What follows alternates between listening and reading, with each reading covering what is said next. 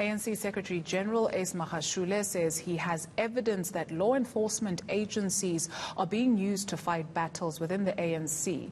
The startling revelations come hardly a day after the party's national executive said it was outraged and deeply embarrassed that some of its leaders and members have been implicated in COVID-19 tender fraud. Magashule is the first senior party official to publicly level such accusations on the Ramaphosa-led administration. He was speaking to eNCA's Vuyo Mvoko, responding to a question on why the ANC appeared weak-kneed in dealing with corruption among its own. Do you want us to act on allegations? Do you want us to act on what you say about me, what I say about you? Because if you have issues, you lay criminal charges as a person who's actually worried that there has been crime committed. And we are saying, I mean, we are all South Africans, and the South African Constitution accord us rights like all South Africans. We don't want to be treated special. We just want to be treated like South Africans in terms of the South African Constitution.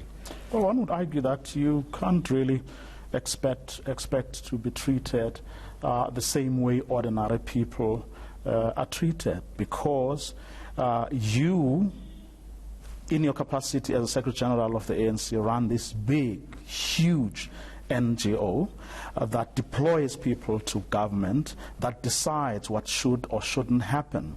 So if Ace Magashule's sons tender for a state contract, they are most likely to be listened to than would a Vuyo Mvoko. Vuyo, you are supposed to be knowing as a veteran journalist that members of parliament, all political parties, maybe you should go to the declaration. They declare, because that's what parliament did to actually ensure that everything is done free and fair. What are you saying? Are you saying our brothers and sisters and children must not actually do any work?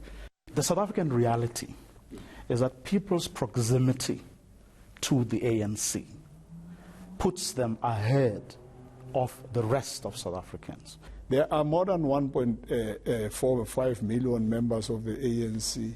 Are you saying I'm not supposed to be working with those people if they do business?